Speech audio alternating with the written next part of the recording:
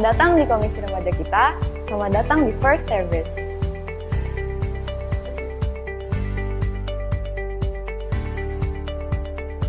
Teman-teman, ibadah adalah penyembahan kita kepada Tuhan. Untuk itu, mari kita mempersiapkan diri kita untuk menyembah Dia dan juga menikmati Dia. Mari kita memakai pakaian yang sopan, menyiapkan Alkitab kita, dan juga mematikan notifikasi HP kita supaya kita juga bisa lebih fokus untuk beribadah kepada Tuhan. Selamat beribadah teman-teman, Tuhan Yesus memberkati.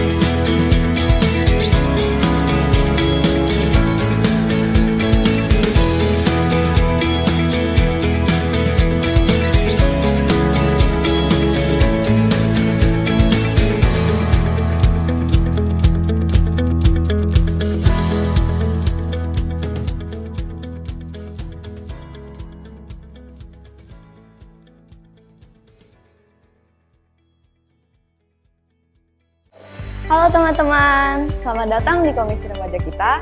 Selamat datang di First Service.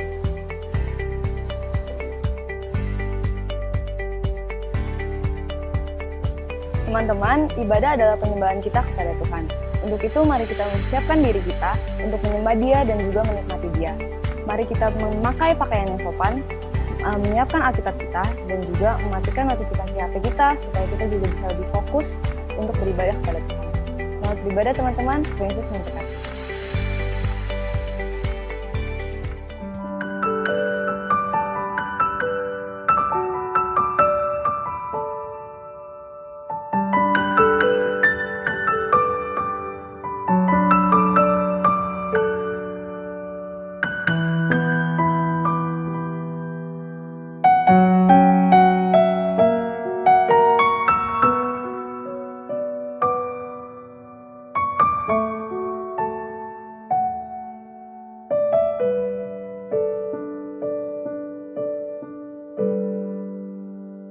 Shalom teman-teman.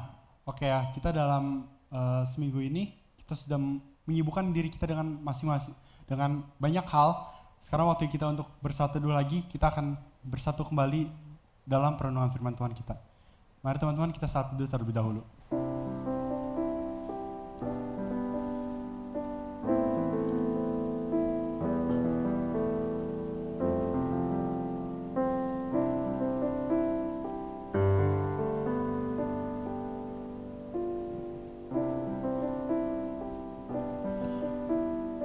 Nah teman-teman, dari sekitar tahun lalu, gue dan teman-teman selalu sekolah dalam laptop.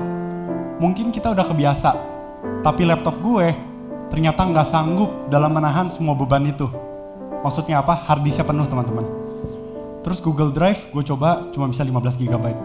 Mau bikin account lagi, males. Akhirnya gue coba pakai cara jadul. Cara jadul itu apa teman-teman? USB. USB itu selain cepet, murah, gede lagi kapasitasnya. Satu kekurangan teman-teman, gampang hilang. Jadi sial banget teman-teman. Saat gue perlu buat presentasi video, USB itu hilang. Cuma punya waktu sekitar 1 jam sampai presentasi itu. Nah, kalau teman-teman jadi gue, apa yang akan teman-teman lakukan? Pasti cari lah ya. Gue udah gak peduli lagi dengan apa yang gue perhatikan pada waktu itu. Gue udah gak peduli lagi kalau gue mau makan, gue udah gak peduli lagi kalau gue perlu ke toilet, atau gue udah gak peduli lagi kalau pelajaran sedang berlangsung atau apa. Gue udah gak peduli lagi. Yang penting gue ketemu. Nah, saat ketemu, sukacitanya itu bukan main teman-teman. Puas banget rasanya, tenang. Nah, kenapa teman-teman gue ceritain cerita ini? Kejadian ini mengingatkan gue tentang bagaimana kita harus rindu dan harus fokus dalam mencari kerajaan Allah. Dalam Matius 13 ayat 44 ditulis, hal kerajaan sorga itu seumpama harta yang terpendam di dalam ladang, yang ditemukan orang lalu dipendamnya lagi. Oleh sebab sukacitanya, pergilah ia menjual seluruh miliknya lalu membeli ladang itu. Kira-kira orang yang pada kitab Matius ini menderita nggak saat dia menjual semua yang dia punya? Pastinya ya teman-teman, menderita sekali. Tapi dia bahagia karena dia tahu ada sesuatu yang menanti dia yang jauh lebih besar. Nah teman-teman, apakah teman-teman benar-benar siap untuk fokus mencari kerajaan Allah dan untuk menjual semua yang kita punya? Mari kita buka kebaktian pada hari ini dengan kembali mencari kerajaan Allah. Seek ye first.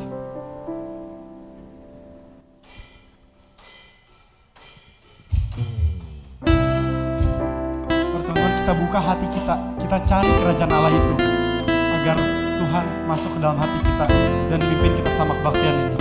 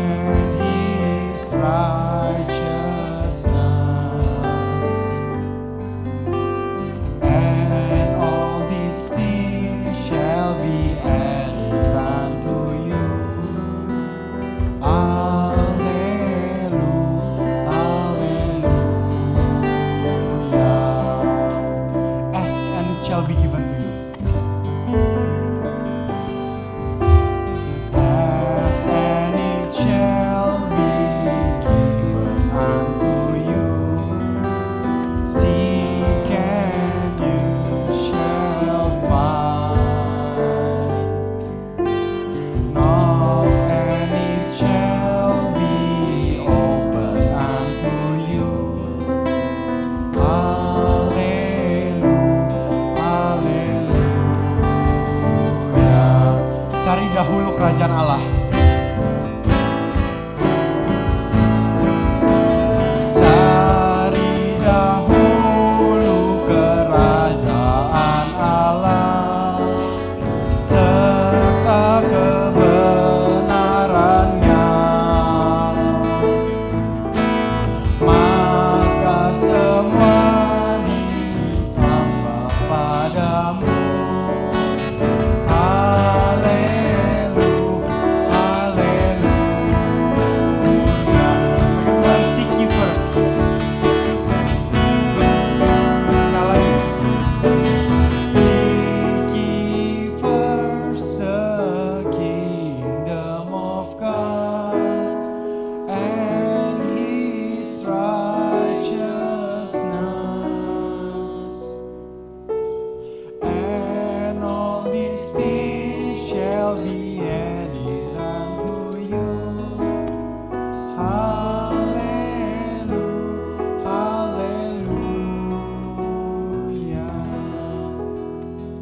Mari teman-teman kita sama-sama berdoa.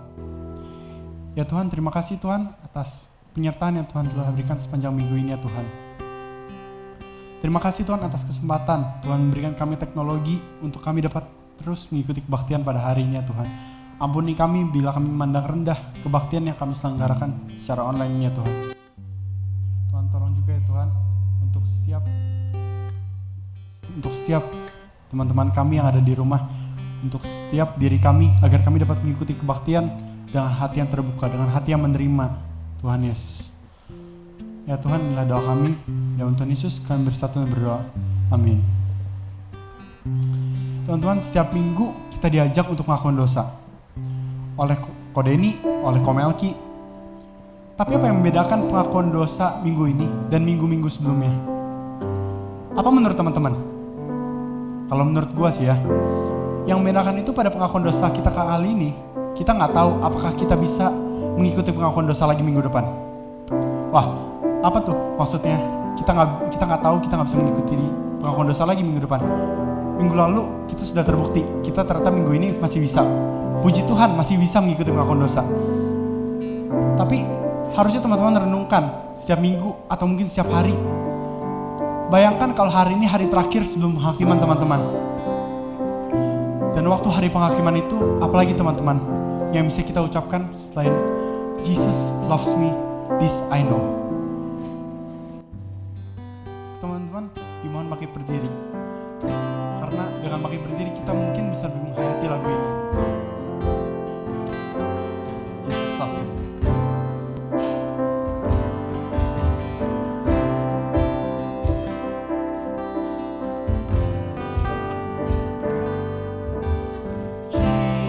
Jesus loves me.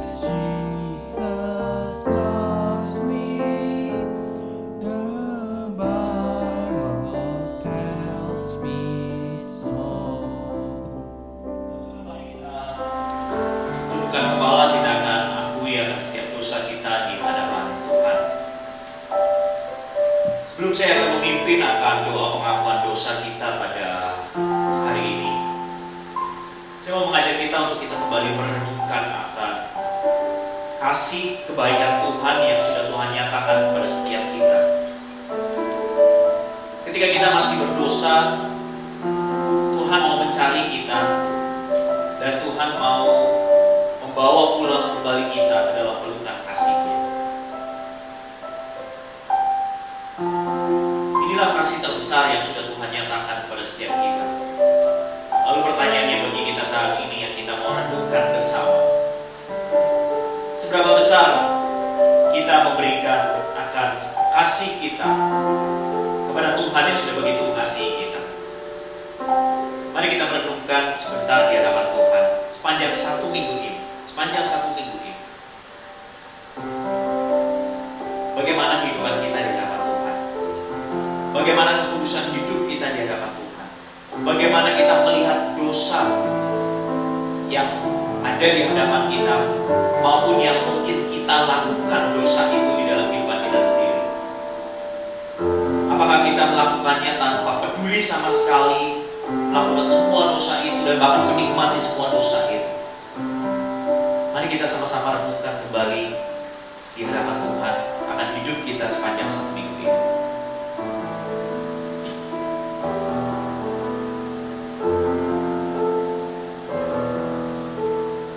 Tuhan ini setia. Kami anak-anak-Mu di hadapan Tuhan. Kami adalah anak-anak yang sering kali mendukakan hati Tuhan. Mungkin kami melakukannya bukan karena kami sengaja, tetapi di dalam kelemahan kami, di dalam kedagingan kami, di dalam keberdosaan kami melakukan akan semua dosa itu. Bahkan tanpa rasa bersalah kami melakukan akan semua dosa itu. Ketika kami berbohong, ketika kami tidak taat kepada orang tua kami, ketika kami membuka internet ke dalam situs-situs yang mungkin Tuhan tidak menyukai akan hal itu. Kami melakukannya tanpa rasa bersalah di dalam hati kami, di dalam diri kami. Dan bahkan ketika kami melihat orang lain melakukan dosa, kami juga ikut terlibat untuk melakukan dosa itu. Kami lupa bagaimana Tuhan begitu mengasihi kami. Kami lupa bagaimana Tuhan mau berkorban untuk menebus kami, membawa kami pulang kembali ke dalam pelukan kasih Tuhan. Anak-anak-Mu yang penuh dengan dosa ini. Biarlah Tuhan, pada hari ini kami diingatkan sekali lagi akan cinta kasih Tuhan, akan kebaikan Tuhan yang mau berkorban untuk membawa kami kembali pulang ke dalam pelukan kasih Tuhan. Biarlah ini boleh memperbaharui akan komitmen hidup kami selanjutnya. Ketika kami mengingat akan kasih kebaikan Tuhan ini, maka kami boleh terus berjuang akan melawan dosa di dalam kehidupan kami. Kami tahu Tuhan tidak mudah, tetapi ketika kami bisa mengingat akan kasih, setia dan kebaikan Tuhan, maka kami dimampukan untuk kami boleh berjuang melawan dosa-dosa kami. Kami serahkan sekali lagi setiap diri kami, hidup kami sepenuhnya ke dalam tangan Tuhan. Perbarui terus hidup kami.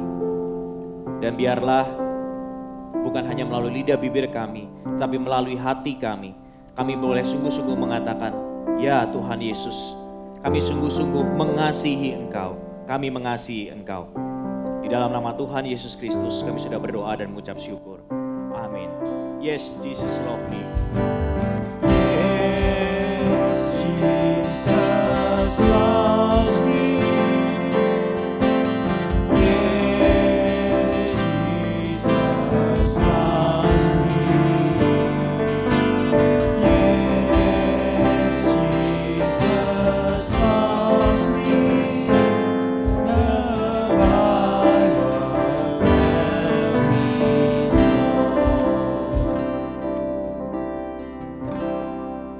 Saat ini setelah kita mengakui akan setiap dosa dan kesalahan kita di hadapan Tuhan, marilah kita akan bersama-sama mengucapkan akan pengakuan iman yang diucapkan oleh gereja sepanjang abad dan tempat dengan suatu pengakuan iman yang berkata demikian.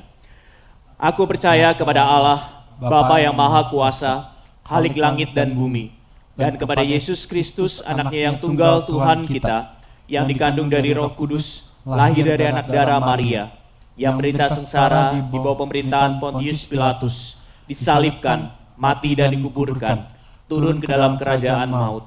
Pada hari yang ketiga, bangkit dari antara orang mati, naik ke surga, duduk di sebelah kanan Allah, Bapa yang Maha Kuasa.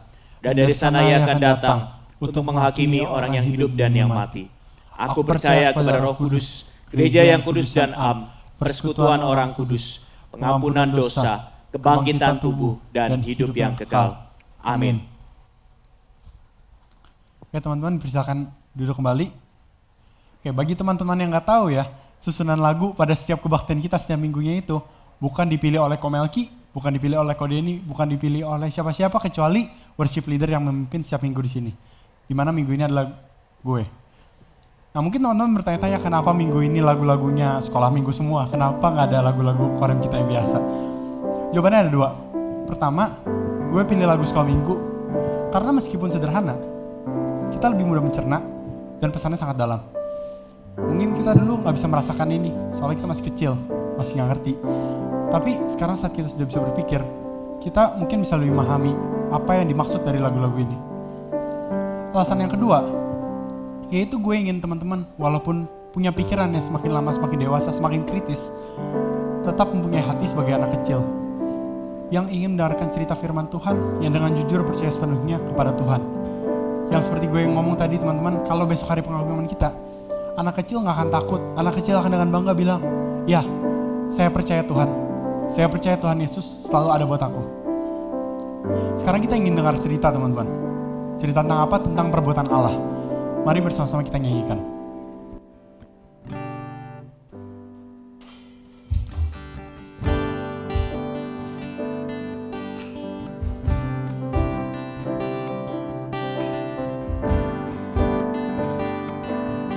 Ku ingin dengar cerita.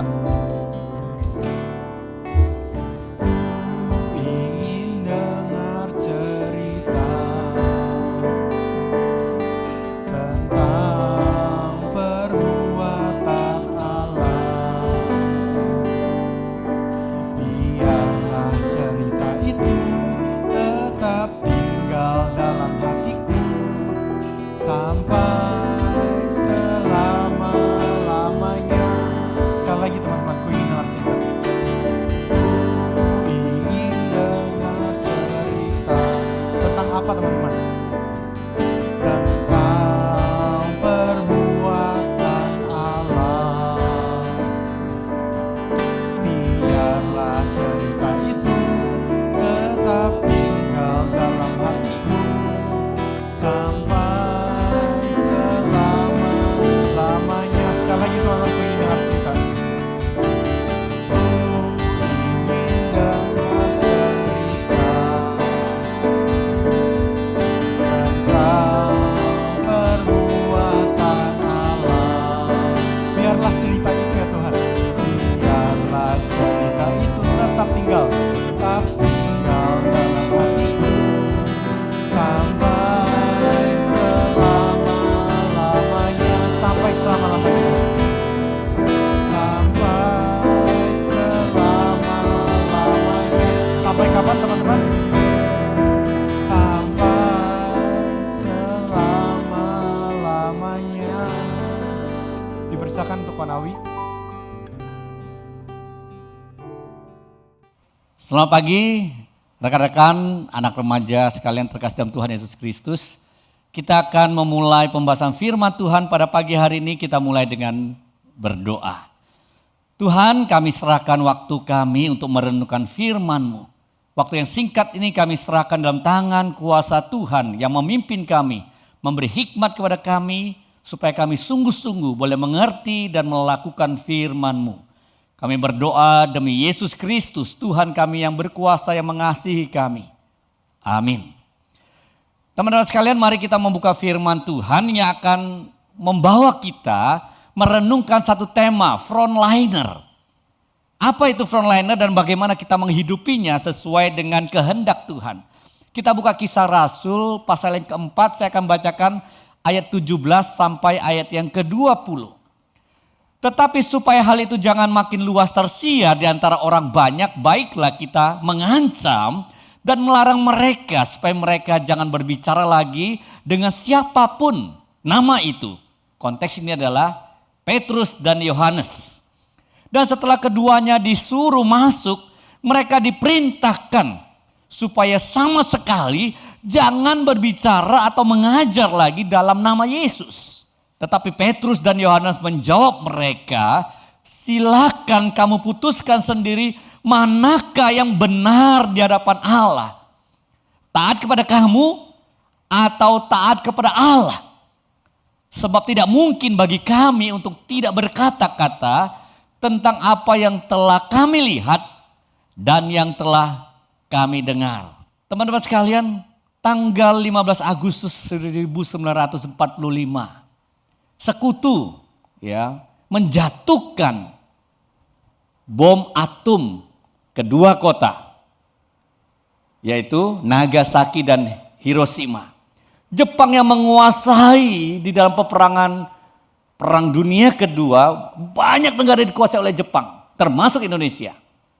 3,5 tahun dia datang ke Indonesia, dan di berbagai negara Jepang sangat berkuasa pada saat Perang Dunia Kedua.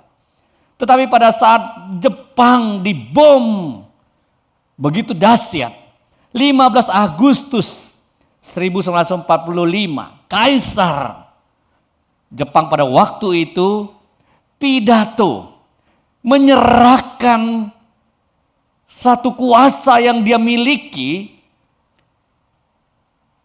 di dunia ini waktu Perang Dunia Kedua. Dan dia menyerah kepada sekutu, termasuk pada saat itu pasukan Soviet sudah menyapu Manchuria, daerah Tiongkok, dan mengalahkan banyak pasukan Jepang. Tetapi uniknya, kisah Hiro Onada, seorang tentara Jepang, waktu itu dia masih berperang di daerah Filipina. Pada saat dia mendengarkan pengumuman dari Kaisar itu, dia tidak percaya Jepang menyerah. Dan dia tidak mau menyerah, dia masuk ke hutan sampai 29 tahun. 29 tahun. Luar biasa ya. 29 tahun dia baru menyerahkan diri, baru menyerah kalah setelah 9 Maret tahun 1974. 29 tahun dia masuk ke hutan, dia memikirkan hidupnya sebagai seorang tentara di garis depan. Sebagai frontliner yang berperang, yang memasuki daerah jajahan Jepang pada waktu itu. Dia berpikir nggak mungkin Kaisar mengumumkan penyerahan atau kekalahan tentara Jepang. Pada saat Hiro Onada dipanggil pulang ke Jepang, dia justru diberikan penghargaan. Karena sikap yang pantang menyerah dari seorang prajurit di garis depan. Dia sampai 29 tahun masuk ke hutan dan tidak menyerah. Teman-teman sekalian terkasih dalam Tuhan Yesus Kristus, pengertian frontliner adalah kalau dalam kategori pekerjaan dalam suatu perusahaan, yakni biasanya dapat ditemukan di perbankan dan sebuah layanan lainnya. Ya, tugas frontliner merupakan dapat memberikan informasi yang jelas kepada pelanggan.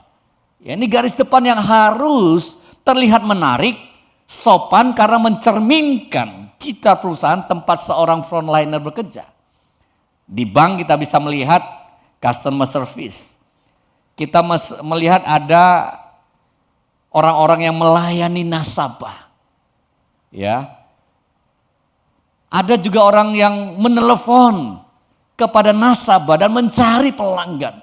Dengan gaya bicara yang begitu sopan, begitu lembut. Dengan satu pendekatan-pendekatan yang dilatih, para frontliner ini mencerminkan citra dari perusahaan tersebut. Itu dalam pengertian di dalam pekerjaan pada umumnya. Tetapi frontline atau frontliner pada umumnya harus dimengerti dalam kategori militer. Di dalam peperangan saat pasukan masuk dan terjun ke garis depan untuk berperang, mereka lah frontliner. Mereka lah pasukan di garis depan. Kalau saya sebagai pelatih basket, frontliner yang saya miliki sebagai pelatih adalah 5 pemain inti saya. Kalau mereka betul-betul bermain dengan baik, tim akan menang dan bermain dengan cemerlang. Karena mereka yang di dalam latihan-latihan yang begitu komitmen, yang sangat kompak, yang kalau dilatih begitu menangkap keinginan sang pelatih. Frontliner 5 pemain inti ini kalau mereka tidak fit, salah satu atau 2-3 orang dalam 5 orang itu tidak mempunyai satu keadaan yang di puncak pada saat pertandingan. Frontliner 5 orang ini tidak tampil maksimal, pemain cadangan makin grogi. Pemain-pemain lainnya yang cadangan pada saat menggantikan 5 orang pemain inti ini mereka justru lebih kelabakan. Nah itu frontline. Mereka pemain inti 5 orang. Dalam pasukan berperang, tentara.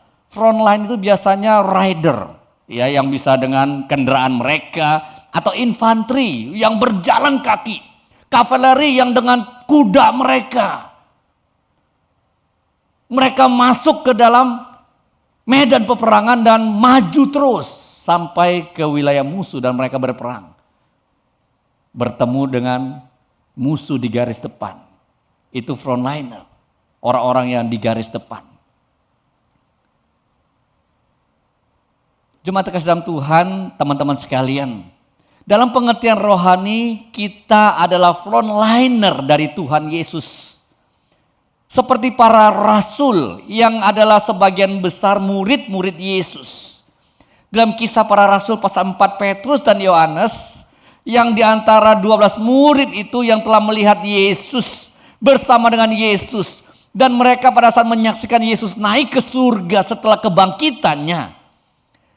Di dalam kisah Rasul 1 ayat 8 Yesus memberikan perintah kepada mereka bahwa mereka akan menerima kuasa Roh Kudus dan mereka akan menjadi saksi bagi kemuliaan Yesus Kristus dan karyanya. Akan menjadi saksi yang mengabarkan kabar sukacita, kabar baik. Kedatangan Tuhan ke dunia, Tuhan datang mencari manusia berdosa, Tuhan memberikan perhatian dan kasih kepada orang-orang yang di dalam penderitaan, dan Tuhan membebaskan manusia yang terikat dalam dosa. Dengan kuasanya mengampuni dosa, dia mati, memberikan penebusan atas dosa, dia bangkit dan dia naik ke surga dan berjanji akan datang kembali. Setelah mereka menerima kuasa Roh Kudus di dalam kisah Rasul pasal yang kedua, pasal yang keempat, kita melihat Petrus dan Yohanes yang sudah menyaksikan dan mengalami kebangkitan kuasa penebusan dan menerima Roh Kudus yang memberikan perintah pada mereka. Di dalam hati mereka dikobarkan karena mengingat satu amanat dari Tuhan Yesus. Engkau akan menjadi saksiku di Yerusalem, Yudea, Samaria, dan sampai ke ujung bumi. Dimulai di mana mereka berkumpul di Yerusalem sampai ke ujung bumi. Mereka menjadi saksi, memberitakan tentang Yesus Kristus. Nah pada saat itu kedua rasul ini, mereka sebagai pengikut Yesus, mereka mempunyai satu tantangan.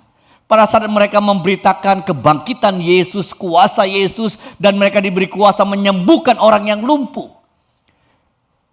Orang-orang Farisi, ahli Taurat, orang-orang mempunyai jabatan agama di dalam mahkamah agama pada saat itu, mereka khawatir pamor mereka hilang. Dan Petrus dan Yohanes diperhadapkan pada satu sidang agama. Dan mereka diperintahkan supaya diam, tidak lagi memberitakan nama Yesus Kristus.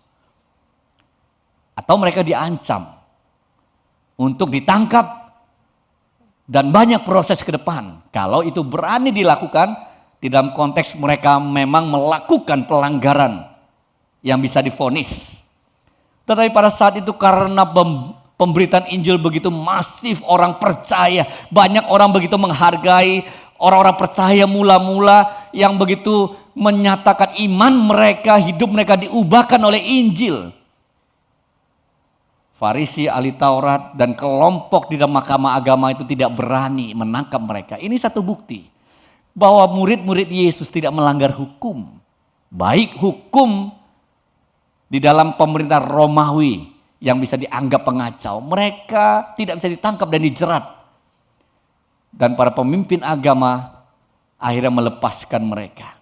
Tetapi mereka tetap dibawa bayang-bayang, ancaman, bayang-bayang resiko yang mereka siap terima.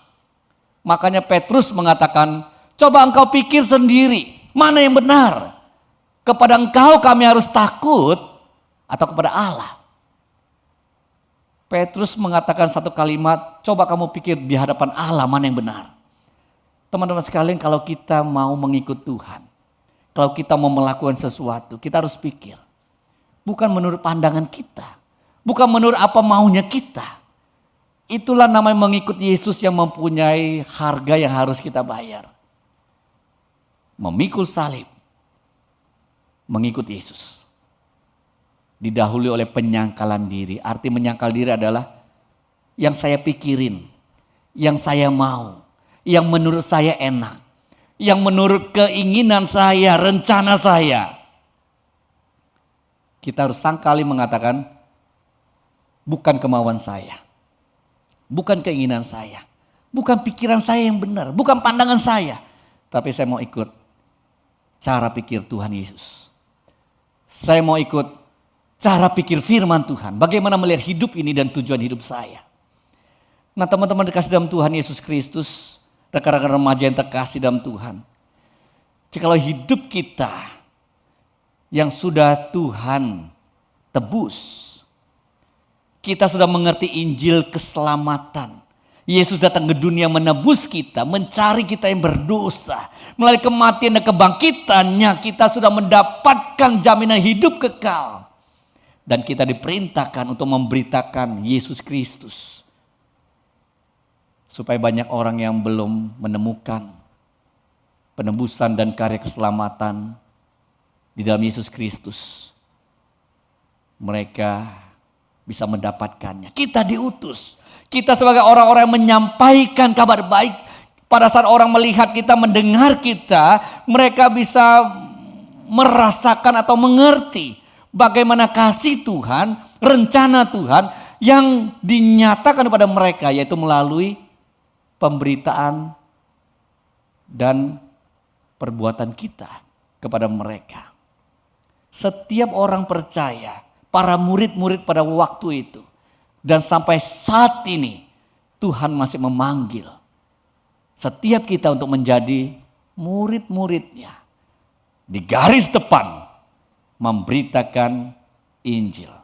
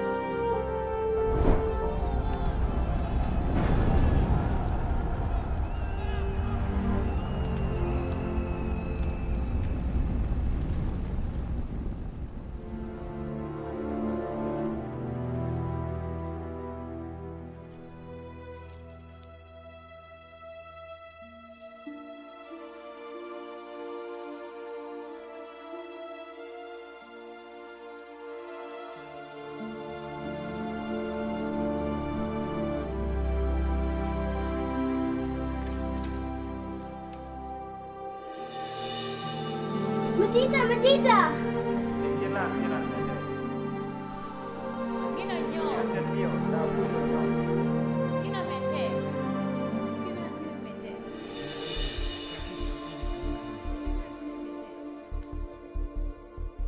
Delia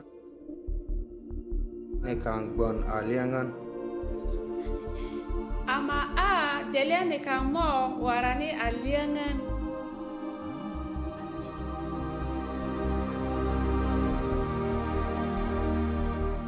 Ta diri atina kak. Ama kongina kwe nakak mamanta. Ta yeyeju nyo. Nga lo dan dia Peter na kanyit.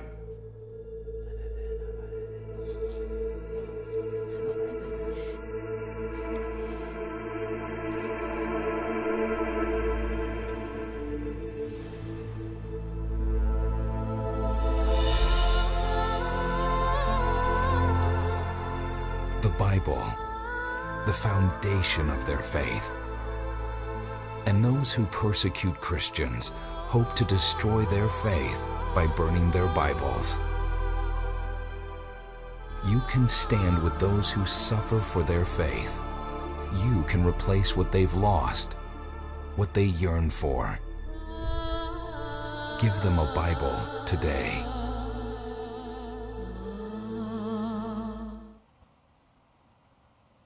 Di garis depan, penuh dengan resiko. Kita dipanggil menjadi orang percaya tidak hanya menerima keselamatan, tetapi kita diperintahkan Yesus Kristus dalam hidup kita untuk memberitakan Injil. Kalau kita di Jakarta atau konteks luas Indonesia, menjadi orang yang di garis depan mungkin dan memang tidak ada resiko yang seperti orang-orang di daerah Timur Tengah. Pada saat mereka percaya pada Yesus Kristus, mereka menjadi murid Kristus. Ada orang-orang di front line, mereka memberitakan Injil kepada mereka. Ada resiko kalau mereka ketahuan, mereka bisa ditangkap dan mereka bisa dihukum mati. Atau ada orang-orang radikal yang menemukan mereka membagikan Alkitab, menceritakan Yesus Kristus, mereka bisa langsung ditembak mati oleh orang-orang radikal. Beberapa tahun lalu kita pernah mengutus seorang misionari ke Yaman. Daerah orang-orang Al-Qaeda yang begitu radikal. Tapi dia karena panggilan yang Tuhan sudah berikan kepada dia. Rekan kita ini pergi ke Yaman. Memberitakan Injil, berdialog di tempat-tempat yang orang-orang lain beribadah di agama di situ. Dia berdialog dengan tokoh agama. Memberitakan Yesus Kristus kepada mereka, mengajarkan bahasa Inggris sekaligus memperkenalkan Yesus Kristus. Pada suatu hari waktu dia memberitakan Injil di jalan, ternyata dia dijebak. Orang ini minta Alkitab dan pada saat dia mengambil Alkitab mau membagikannya, dia ditangkap, dijebloskan ke penjara dan di situ dia diperas. Puji Tuhan karena pimpinan Tuhan. Dengan ajaib Tuhan melepaskan seorang misionari di garis depan yang begitu berbahaya. Jikalau orang-orang yang radikal itu datang di penjara dan tahu ada seorang Kristen dari Indonesia memberitakan Injil, membagikan Alkitab, kemungkinan besar dia akan dipenggal. Tidak bisa pulang lagi. Teman-teman kasih dalam Tuhan, saat ini juga di Myanmar yang sedang terjadi kudeta. Ada seorang misionari perempuan yang diutus oleh Perkantas. Dulu kita GKI Puri juga sama-sama mengutus seorang, saya sebutkan saja inisialnya, dinamakan Levina. Secara rutin saya menerima surat di dalam pelayanan diceritakan dan minta dukungan doa. Pekabaran Injil di Myanmar tidak mudah. Dia masih bekerja sebagai seorang yang profesional. Selain itu memang tujuan utama adalah memberitakan Injil. Tidak bisa terang-terangan. Kalau ketahuan pemerintah di situ juga membatasi pemberitaan Injil. dari pihak-pihak tertentu. Nah, dalam konteks seperti ini, para garda depan atau frontliner, orang-orang di garis depan, para pemberita Injil di Timur Tengah, di negara-negara tertentu, mereka menghadapi bahaya mirip-mirip Yohanes dan Petrus. Waktu mereka memberitakan Injil, mereka ditangkap, mereka dipertanyakan, mereka diadili. Tetapi kita belum sampai di situ. Nanti kita akan coba bahas bagaimana peran kita, frontline. Seperti apa kita bisa terlibat. Dan kita mau siap menjadi frontliner seperti apa dalam hidup kita.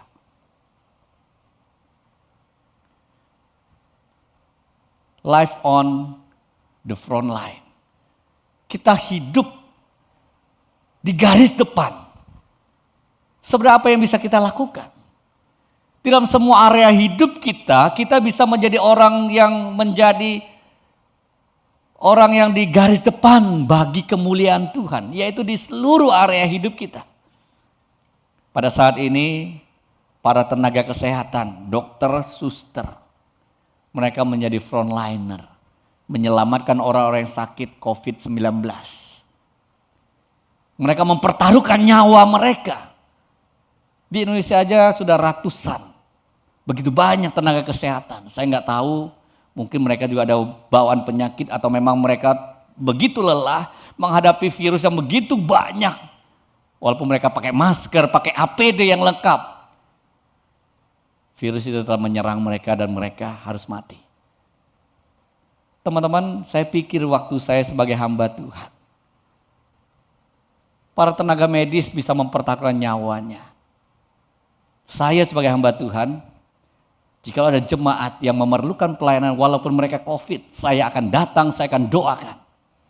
Selama ini pelayanan saya sebagai seorang hamba Tuhan melayani orang-orang yang meninggal, baik mereka karena COVID atau karena sakit yang umum. Saya datang melayani dengan maksimal supaya mereka bisa dikuatkan oleh Tuhan. Saya hanya berpikir sederhana, saya seorang yang mendedikasikan hidup bagi Tuhan karena Tuhan lebih dulu menebus saya. Menyelamatkan hidup saya, bahkan menjamin sampai saya mati bersama dengan Dia. Jikalau saya harus terserang oleh COVID, itu hal yang biasa. Tuhan bisa menjaga, bisa. Tapi kalau memang harus mengalami sakit itu, saya tidak boleh takut. Para tenaga medis yang sebagian besar tidak percaya Tuhan di Indonesia, mereka saja mempertaruhkan nyawa. Bagaimana saya sebagai hamba Tuhan? Bersyukur sampai hari ini berinteraksi cukup dekat dengan penderita COVID, melayani orang-orang berduka, mungkin sebagian ada yang terkena virus, saya juga nggak tahu, tapi dengan protokol kesehatan, dengan hikmat Tuhan, dengan kuasa Tuhan, Tuhan masih menjaga saya. Itu frontline yang saya mau Tuhan pakai.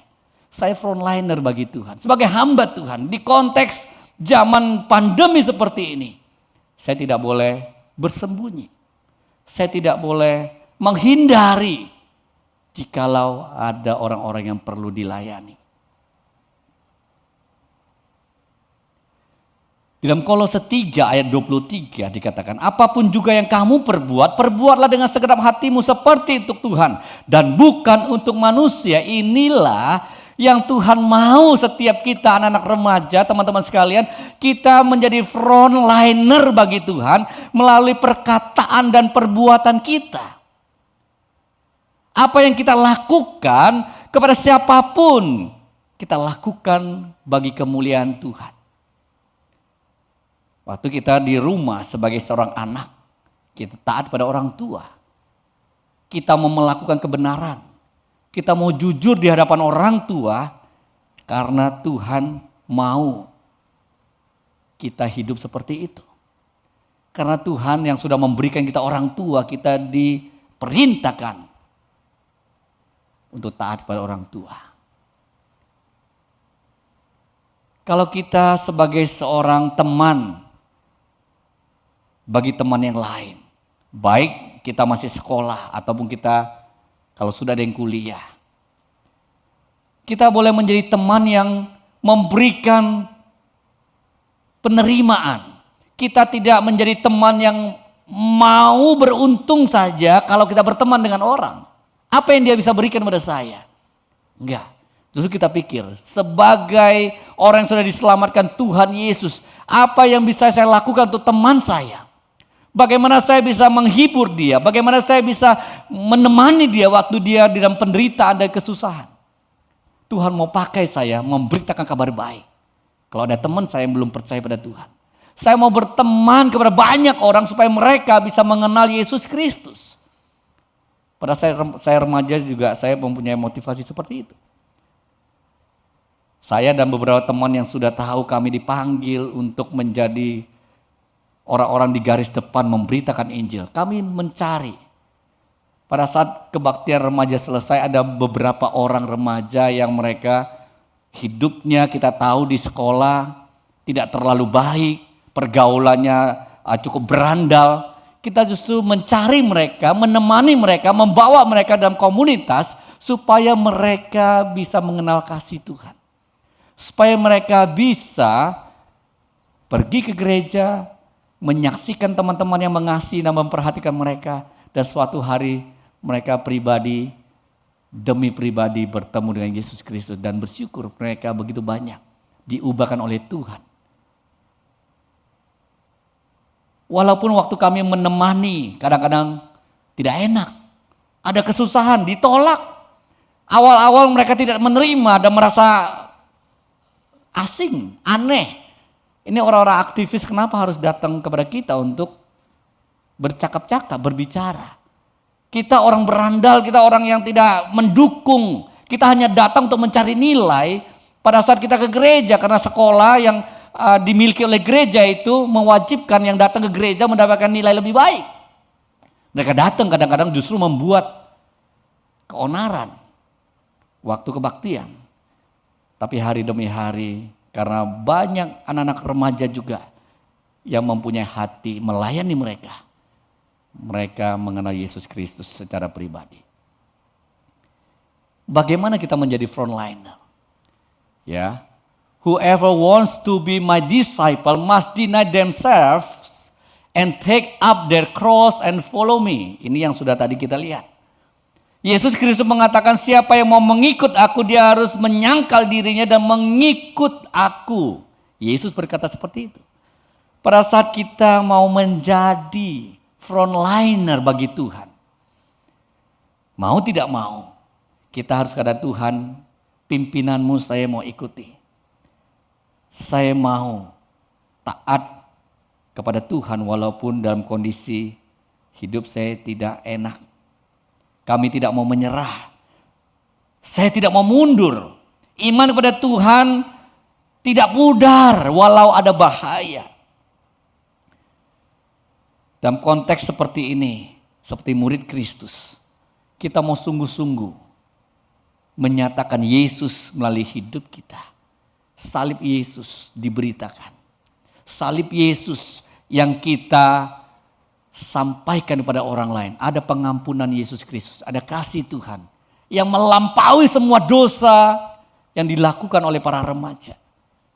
Mari teman-teman, kita kabarkan Injil supaya orang-orang yang diutus Tuhan menjadi garis depan yang sudah menerima kabar baik. Kabar baik itu diperintahkan kepada kita untuk kita kabarkan. Orang lain melihat kita, melihat profil hidup kita, mereka bisa melihat Yesus Kristus. Seperti profil seorang yang melayani di perusahaan perbankan pada saat dia melayani customer. Pelayanan terbaik membuat customer menghargai bank yang mempekerjakan mereka. Kalau Tuhan Yesus sudah menebus kita dan memakai kita, orang-orang di depan mewakili dia, mencerminkan kasih kemuliaan Tuhan, pengampunan Tuhan, juga kuasa Tuhan melalui kita. Seperti Paulus, dia juga mengatakan, apa yang aku lakukan? Aku lakukan untuk Tuhan. Bukan seperti untuk manusia, tapi seperti itu Tuhan. Yang tadi kita baca Kolose 3 ayat 23. Seperti Petrus dan Yohanes waktu mereka menjadi frontliner mengabarkan Injil.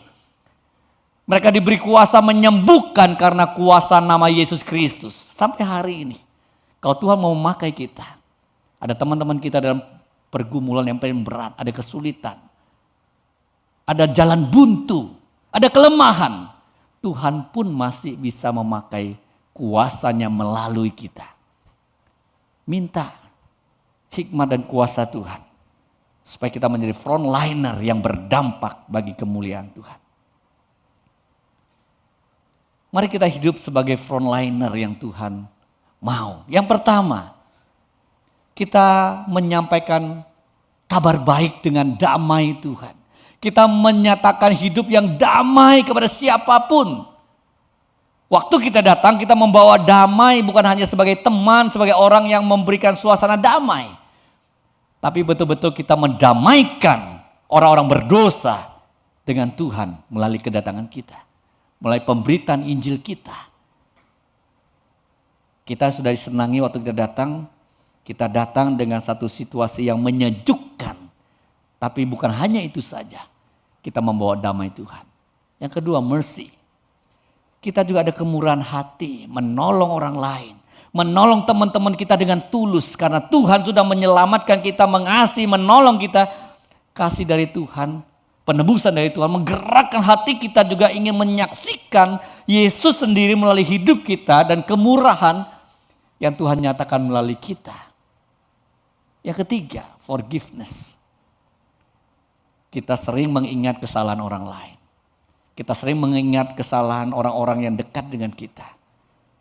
Sebagai frontliner bagi Tuhan, Tuhan juga mau kita punya pengampunan. Kita bisa mengampuni orang yang bersalah dengan kita. Kita sungguh-sungguh bisa berdamai, menerima orang lain, mengampuni orang lain.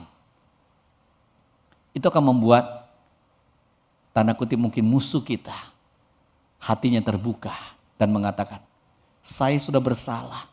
Saya melakukan hal yang jahat pada dia. Kenapa dia tidak benci saya dan membalas? Justru dia membalas dengan kebaikan. Ini ada ajaran Tuhan Yesus Kristus. Yang keempat, kita hidup dengan honesty, dengan kejujuran, dengan keterbukaan, dengan ketulusan. Kepada teman-teman kita, kepada rekan-rekan kita, kepada keluarga kita. Tuhan Yesus akan dimuliakan melalui hidup yang jujur. Yang terakhir, yang kelima, kita punya hidup yang integrity. Integritas yang Tuhan berikan melalui firman Tuhan kita lakukan, kita praktekkan, kita jaga hidup kita. Kita tidak mau mundur dari satu hidup yang bersandar firman Tuhan. Seperti firman Tuhan mengatakan, dengan apakah seorang muda mempertahankan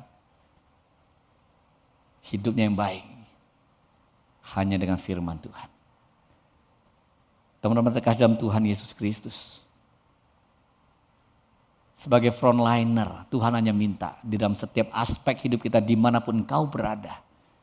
Di rumah, bersama dengan teman-teman, di masyarakat di mana engkau pergi waktu beli sesuatu, engkau naik taksi, engkau belanja online, kita bisa menampilkan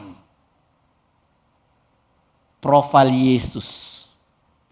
Kemurahan Yesus, damai Yesus, pengampunan Yesus, kejujuran dan integritas. Yesus Kristus melalui perbuatan dan perkataan kita. Di sanalah kita menjadi frontliner bagi Tuhan. Tidak ada resiko yang besar bagi kita. Tidak ada tantangan atau ancaman bagi kita. Pada konteks saat ini para remaja, teman-teman sekalian mau hidup menjadi frontliner bagi Tuhan. Minta Tuhan memberikan firman dan kita lakukan dengan sungguh-sungguh.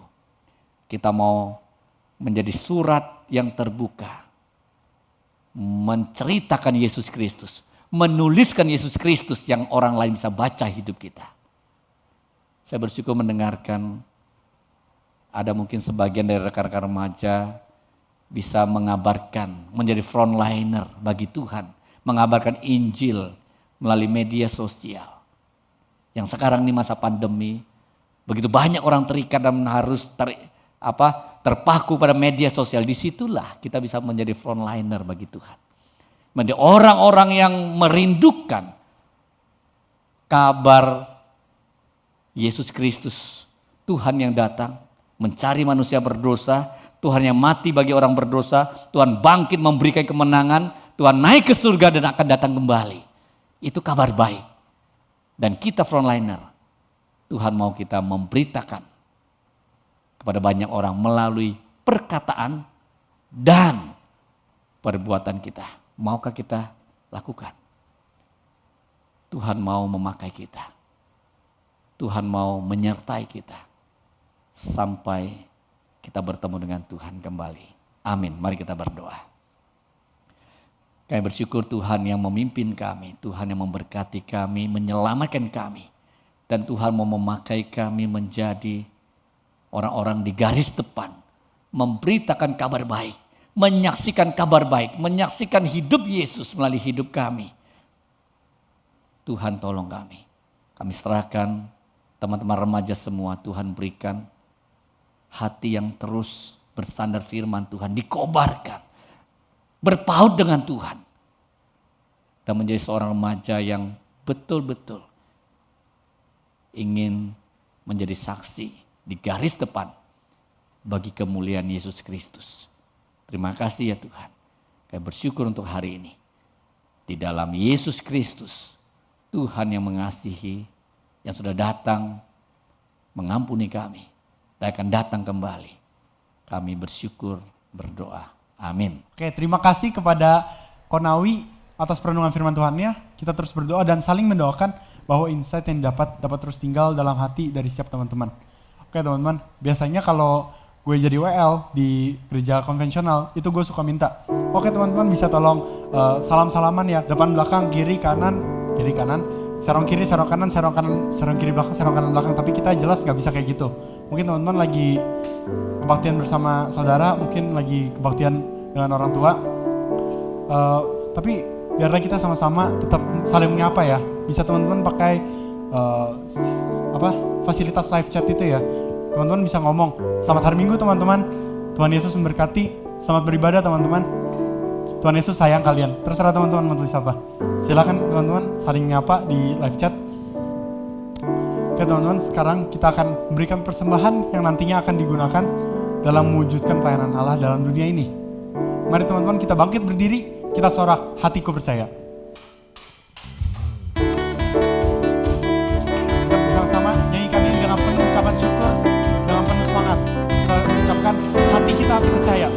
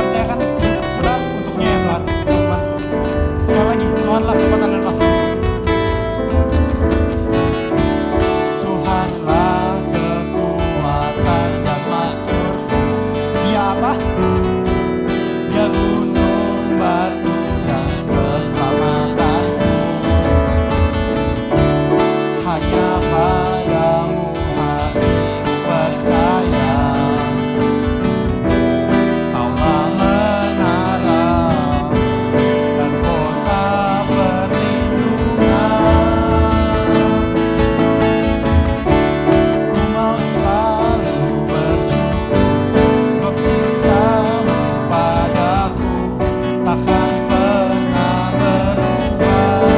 Hatiku percaya, walau bumi bergoncang, gunung-gunung beranjak, namun kasih setiamu tak pergi dariku. Ku mau selalu bersyukur, kau cintamu padaku takkan pernah berubah. Hatiku percaya, walau bumi bergoncang, gunung-gunung beranjak, namun kasih setiamu tak pergi dariku.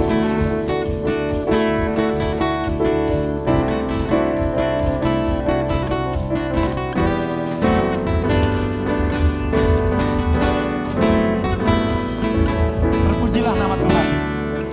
Silakan untuk Kak Denny, pimpin kita dalam doa. Oke teman-teman, kita akan bawa persembahan kita kepada Tuhan dan sekaligus kita akan menutup ibadah kita pada pagi hari ini. Mari kita tundukkan kepala, kita berdoa bersama. Tuhan Allah Bapa, kami bersyukur sekali lagi kalau di dalam masa-masa pandemi seperti saat ini, Tuhan masih terus memberkati kehidupan pekerjaan dari kedua orang tua kami, sehingga pada saat ini kami boleh memberikan persembahan bagi Tuhan. Dan biarlah apa yang sudah kami berikan bagi Tuhan ini, Tuhan boleh mengkuduskan, Tuhan boleh memakai akan persembahan ini untuk boleh menjadi kemuliaan bagi pekerjaan tangan Tuhan, khususnya di gereja Tuhan saat ini. Saat ini kami juga mau sama-sama bersyukur kalau kami juga masih boleh menikmati ibadah walaupun kami terbatas harus beribadah dari rumah kami masing-masing.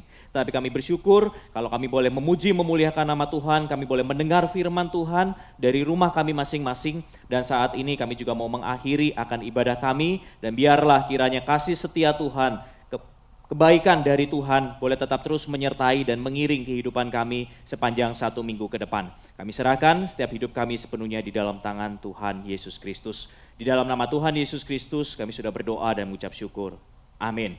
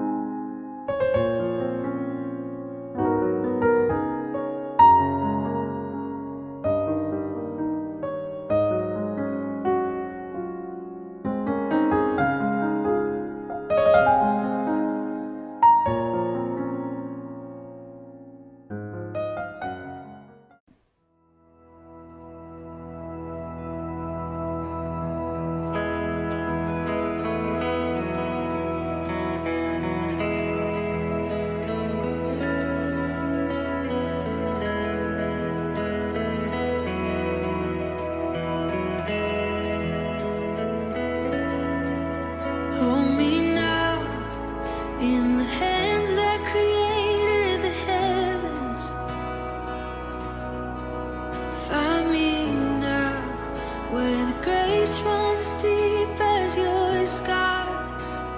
You pull me from the clay. You set me on a rock. Call me by your name.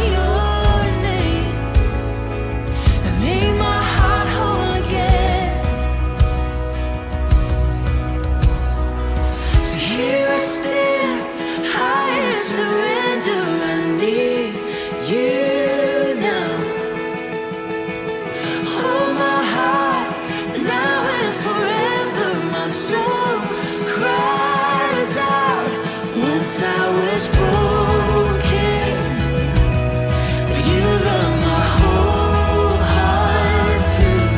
Sin has no hold on me, 'cause your grace holds me now. And that grace owns the ground where the grave did, where all my sin remains, left for dead in your wake. You crashed those angel gates, you left no stone unturned. You stepped out of that grave and showed me all the way. Come on. So here I stand, high in surrender. I need you now. Hold my heart now and forever. My soul cries out. Once I was broken, but you love my whole heart through. Sin has no hold on me, 'cause your grace owns me now. Healed and forgiven. Look where my chains are now. Death has no hold on me, 'cause your grace owns that ground. And your grace owns me now. Your grace owns me now. Your grace owns me now. Your grace owns me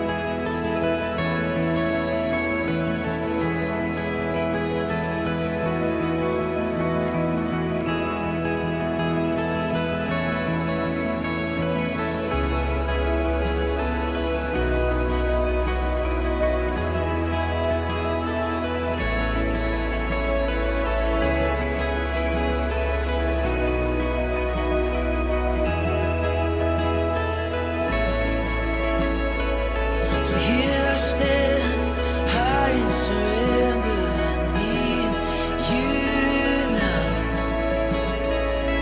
Hold my heart now and forever. My soul cries out. If you feel comfortable, lift your hands, sing it out. Here I stand, high in surrender. I need you now. Hold my heart now and forever. My soul cries out.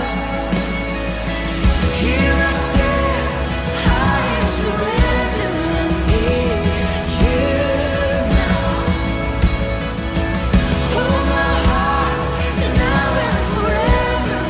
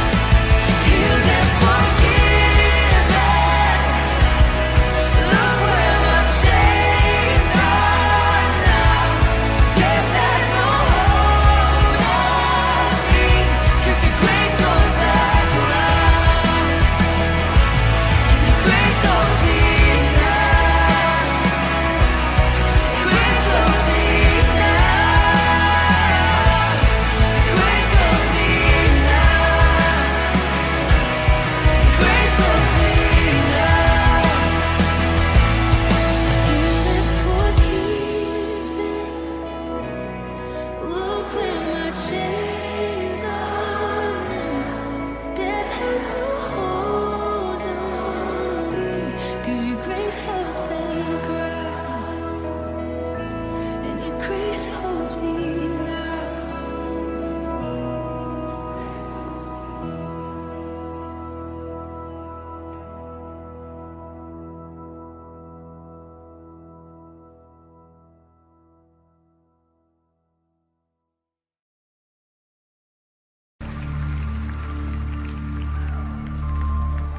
Here I am, down on my knees again, surrendering all, surrendering all. And find me here, Lord, as you draw me near.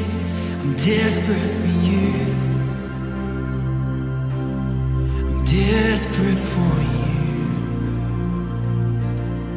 I surrender.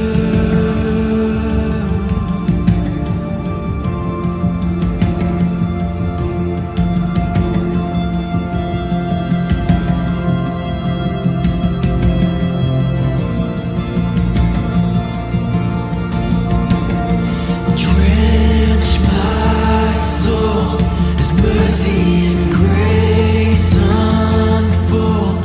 I hunger and thirst.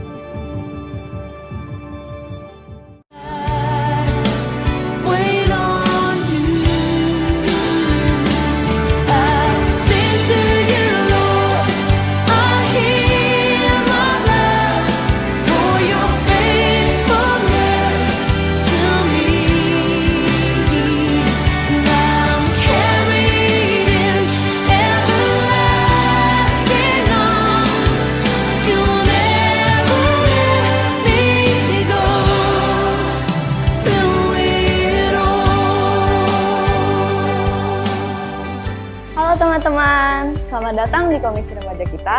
Selamat datang di First Service.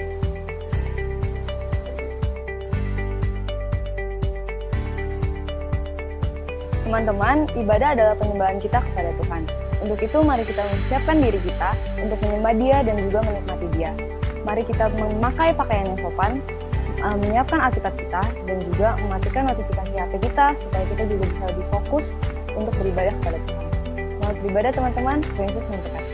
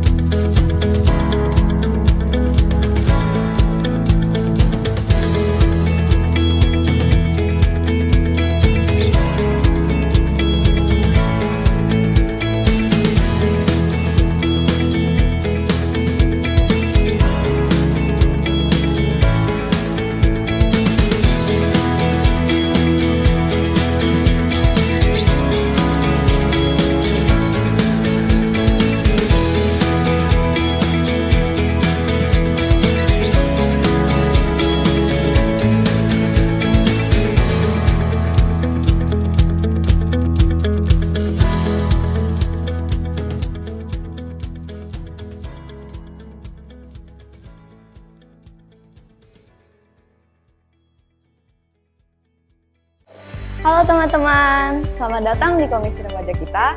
Selamat datang di First Service.